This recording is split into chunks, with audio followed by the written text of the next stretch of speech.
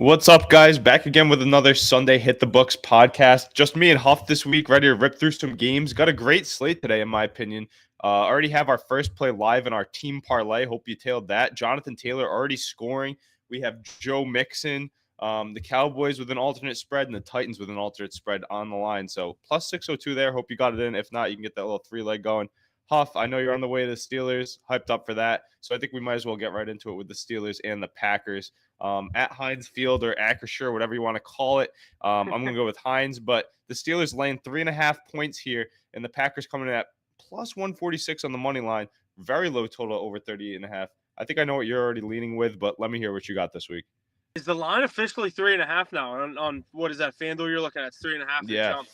Okay, Yep. so I got in at the 3 last night at the minus 115. I think I got it on DraftKings. So I do like the Steelers with the 3. Obviously, you can get that push. Steelers love to win these games by a field goal at home.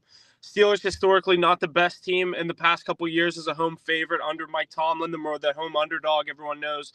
Take the Steelers as a home underdog or Tomlin as an underdog in general. This is going to be the first game I'm at in a while where I don't take an under. Mackie loves to chirp me going to games taking unders. I actually think both offenses could get things going today. I do also have Pickens on my card to get the first team touchdown. Got it at plus 500. I feel like that was great value. He's plus 1,000 first. I'd like to think I got some insurance with the first team. So hopefully I can get 14 in the end zone. I think they're going to get him a bunch of looks. Obviously, we saw what he was doing on social media. I think Pickett's going to be looking to get him the ball early and make him happy. So, yeah, what Huff is saying here, he thinks Pickens gets the squeaky wheel treatment after a week going after 2 receptions for -1 yards. You and I had more yards on our couch than he did last week. If I had to go with the side, this isn't my favorite game to play money on. This is a close matchup, I think, between the Packers and the Steelers. Steelers, they win games. They have no business winning. I think the offense has gotten a bump with Deontay Johnson back in the mix. But I don't know. I like a low-scoring bout here. I do think the Steelers come on top, but it could be less than 3 or by that half a point. Rolling into our next game on the slate, got the Texans and the Bengals, and Hoff, big Bengals guy too. So might as well let you get rolling with this. But the line on this one, plus 5.5 for the Texans, so that's dropping. Sitting at plus 205 on the money line, probably because of the injuries to the Bengals receiving core. Then total at over 47. I think it's pretty low for a game that I project to be a shootout. But Huff, come on in and let me know why you like these Bengals today.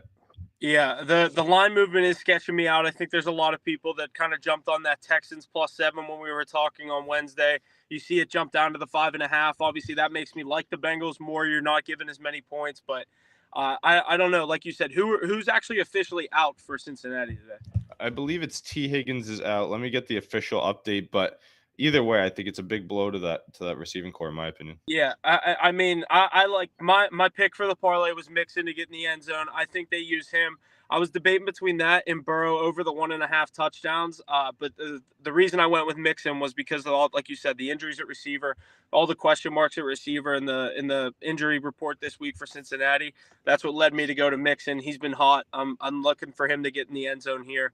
I don't know if I'm going to be playing Cincinnati this week. I've been on them the past couple of weeks. I think this is an interesting spot for C.J. Stroud.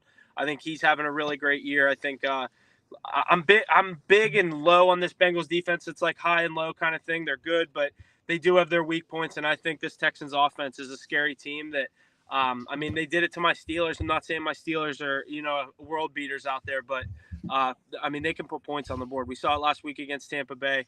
I definitely could see the Texans cover that original 7. I don't like the 5.5 as much, so I'm going to stay away on this game. I like what you said about the over. I think it's a high-scoring game. Yeah, I mean, honestly, I think this will be a good one. T. Higgins is officially ruled out. Jamar Chase, they're hopeful he'll play. I got a dog in the back here. I think cheering about the Patriots offense or sad about it, honestly.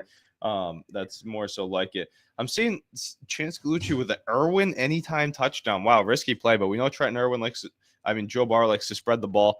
I like the over in this one. I think the Texans have been firing on all cylinders. C.J. Stroud putting up that Rookie of the Year campaign with that miraculous comeback last week over the Bucs. I had the Bucs on the card. Tough scene. But I think he had 5 receivers over 100 yards. Nico Collins, Dalton Schultz, Tank Dell. Maybe I'm missing another one. But, yeah, they're really coming into their own. I think there's a chance they win this game personally. I saw them at plus 245 yesterday. They're at plus 205 now. I love the over 46.5. It's over 47 on FanDuel here, but I'm playing that on the card. I believe it'll be a shootout. I could see a final 31-28. It could go to the Bengals for having that home field advantage, but don't be surprised if CJ Stroud and the Texans can find a way to steal this one on the road. Jumping into our next game here. What do we have up on the slate? We have the Browns and the Ravens. We're staying in the AFC North heavy this morning. Yeah. But I mean, how can you not have this matchup on the slate? I mean, vintage between two teams that are both in the playoff hunt. All four are in the playoffs if it ended today. So we might as well call that out. That's why we're on all of them this morning. But this divisional matchup at M&T Bank Stadium has the Ravens favored by 6.5 points. The Browns sitting at plus 235. And the same similar as that Steelers game at over 38.5. I think that's going to get crushed in this one, but more so from the Ravens. I've been high on them all year. I think 6.5 is a bit of a lofty goal to have for a team against another divisional opponent, especially with a defense like the Cleveland Browns. We've seen them beat the San Francisco 49ers, but let's not underlay how great these Ravens have played at home. I mean, the offense has put up over 30 points multiple times. Defense holding good teams to 3, led by Roquan Smith coming over for Chicago. I think it's going to be a tough day for Deshaun Watson, who squeaked by with that lucky touchdown last week to Amari Cooper, that tipped one. I do like them to keep this one close potentially. I have Gus Edwards getting in the end zone on the card at plus 140. I like Love that. it. He's had 6 touchdowns in the last 2 games. How Dude, can you pass up on that? You should sprinkle the first touchdown on that. They love to go to him early. They love the running back to score the first touchdown. Yeah, I agree. I already did look at it. I think I might have locked it in very lightly. But, yeah, I think it's going to be a little bit tougher sledding against this Browns defense. That's what makes me a little worrisome. Probably why we got the value. But I do think the Ravens get the job done, and I do think they end the season with the best record in the NFL.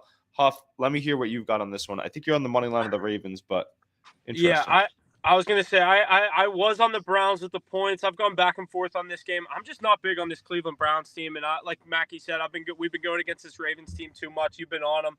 I like them in this spot. If you want to tease them, 2-team teaser, get them a little bit lower.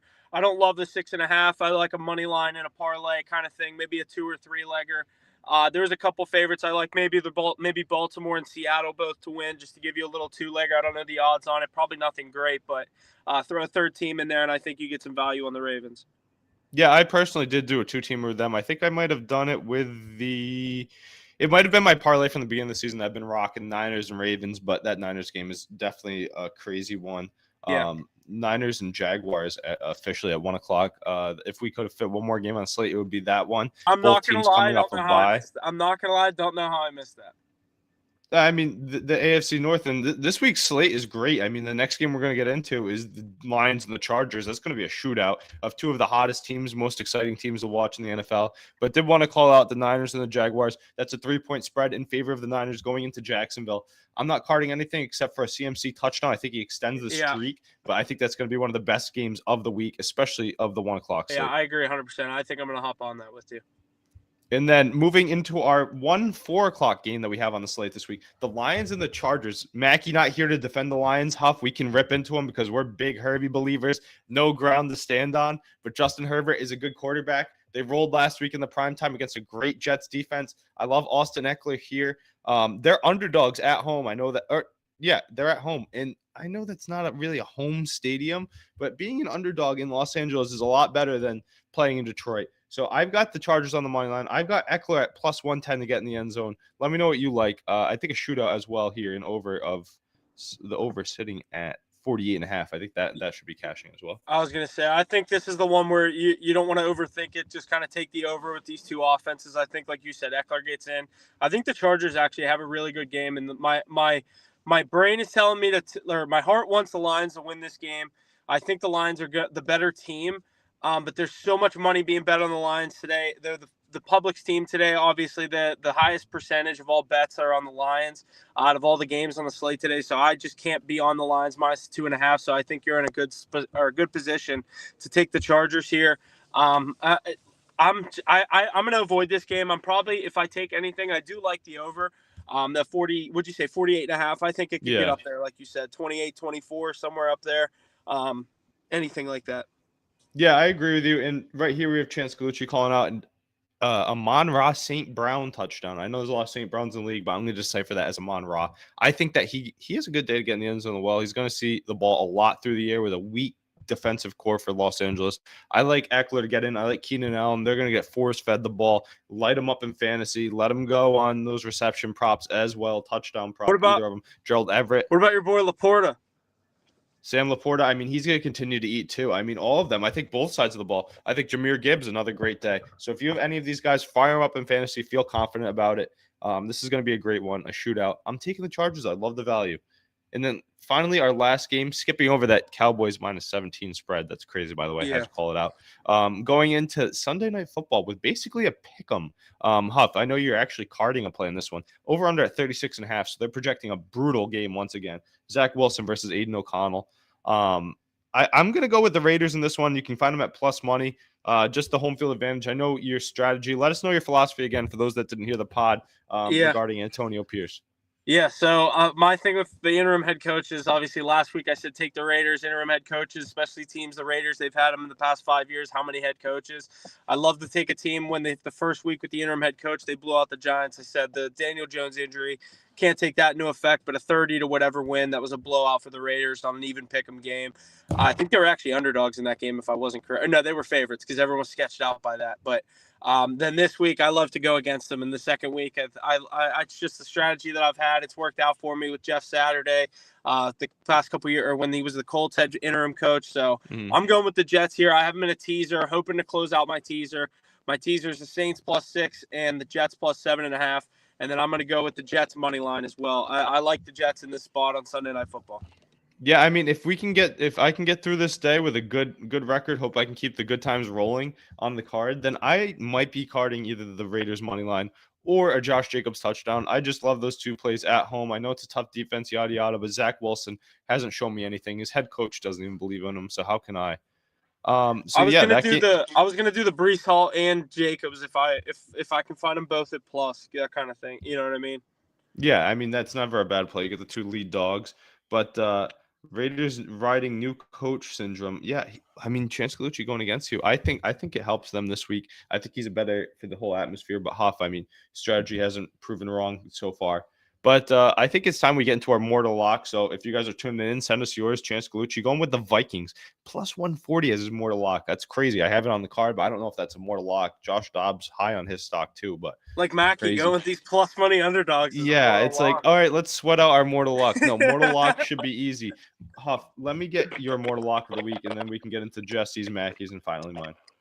Yeah, obviously there's a couple games. I didn't love the slate this week. Mine is going to be the Steelers minus the 3 points. I think they get it done at home. I think it's going to be a tight game, ugly Steelers football. I'm going to go with the Steelers minus the 3 points. Wow, love to hear it, Huff, especially on the way to the game. You did send Saints money line was in question last week too, so I want to call that out. He's very high on the Saints this week, so definitely remember that in that matchup. And then flipping it over to Jesse's mortal lock of the week. He has the Jets money line in the prime time. I mean, another tough game. Everybody likes to sweat him out on the pod, but hey, I'm gonna go with an easy one. I'm gonna go with CMC to get in. That's gonna be my favorite one. Mackey didn't send one in, but I'm gonna go with this parlay piece, Jonathan Taylor. So I'm gonna say he hit it. We'll give you the benefit of the doubt. I know Mackey's been slacking on these mortal locks, so might as well throw him a bone when we can. Those are ours, so definitely tail them. Let us know anything else you got. Let me check the chat real quick, see if we got anything else coming in. No, that's about it. So I think that should be good for this week. Let us know what you got in our comments. Like, subscribe, you know, all that. Follow. Check out our social media where we posted all the plays for today. Mackey's may be coming later, TBD. And then tune in tomorrow to make sure you can catch our live stream for Monday Night Football. Let's go Steelers, baby.